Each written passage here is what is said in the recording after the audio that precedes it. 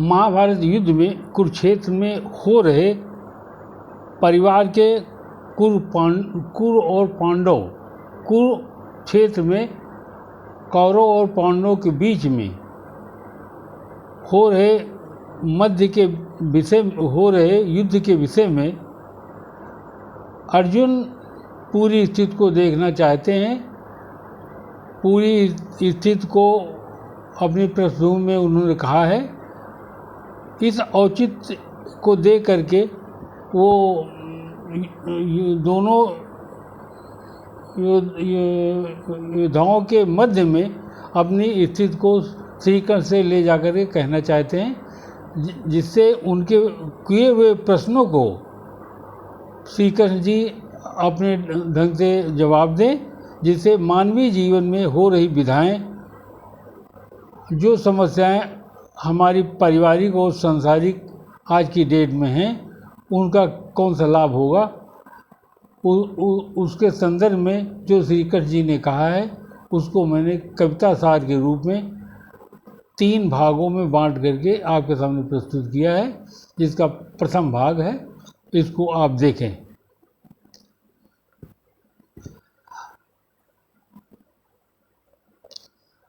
अर्जुन द्वारा पूछे प्रश्न पर श्री कृष्ण ने कहा, आप करुणा व्याप्त, शोक युक्त और सुपूरित दिख रहे हैं। उन्होंने फिर कहा, ऐसे कलमश आप में कैसे आए?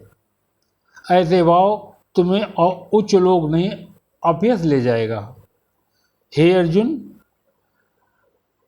ऐसे से आप नपुंसकता का मत प्राप्त करें।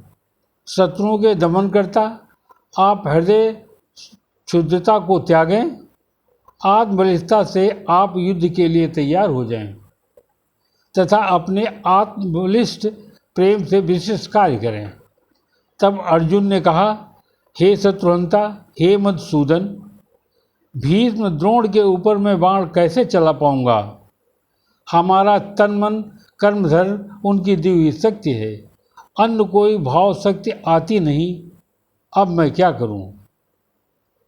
हे श्रेष्ठ, महापुरुष व गुरु को मारने से अच्छा है संसार में भीख मांग कर खाऊं और ऐसे ही जीऊं, भले ही वो सांसारिक चीज सबके इच्छुक न हो।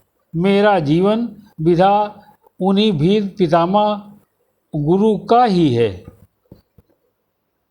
हम ये नहीं जान पाते कि हमारे लिए क्या है श्रेष्ठ, उनको जीतना या उनके द्वारा जीते जाना।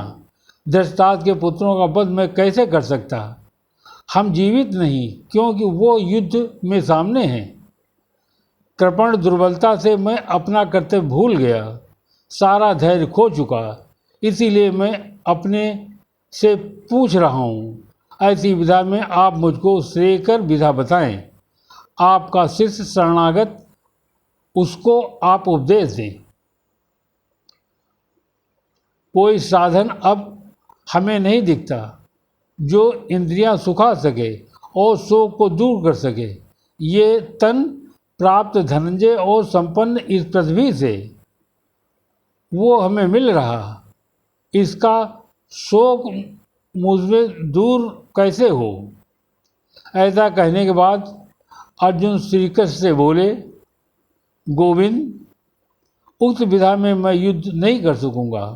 श्री कृष्ण ने कहा, आप पांडिल्य भाव से पूर्ण हैं, इसलिए आप शोक करने योग्य नहीं हैं। जो विद्वान होते वो न तो जीवित या मृत्यु के लिए शोक करते। विधा अनुसार ऐसा वो कभी नहीं हुआ कि मैं नहीं रहा और तुम या तुम्हारा राजा नहीं रहा। मानव में बाल्यावस्था, तरुणावस्था, वृद्धावस्था होती है। निरंतर होता रहा और भविष्य में ऐसे होता रहेगा। शरीर और मृत्यु पर केवल आत्मा दूसरे में चली जाती है। इसलिए धीर पुरुष ऐसी विधा में मोह नहीं करते। हे कुंती पुत्र, दुख और सुख दोनों होते हैं क्षणिक। काल चक्र में अंतर ध्यान होने से आप उसे देख सकते हैं। इसमें वो सर्दी गर्मी ऋतु जैसे समान वो होते हैं। हे भरतवंशी, ये उक्त इंद्रिय बोध से उत्पन्न होती है। अविचल भाव से मनुष्य उसे सहन करता रहता। अर्जुन, पुरुष सुख दुख से विचलित नहीं होता, इन दोनों में वो संभाव विधा में रहता है। इसी से वो निश्चित रूप से कार्य योग हो जाता है। तत्वदर्शियों ने ऐसी विधा में निष्कर्ष निकाला, जीवन के भौतिक इच्छाएं चिरस्थायी नहीं होती है, केवल आत्मा परिवर्तनशील श्रेष्ठ वह इसमें होती है।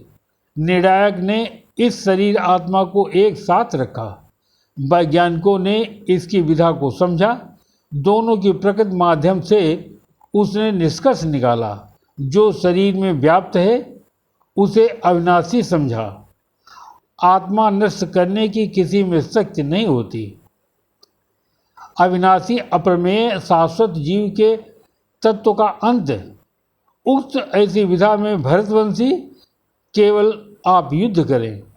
कोई जीवात्मा को मारने वाला उसे मरा समझता, क्योंकि आत्मा न तो मरता और न मारा जा सकता।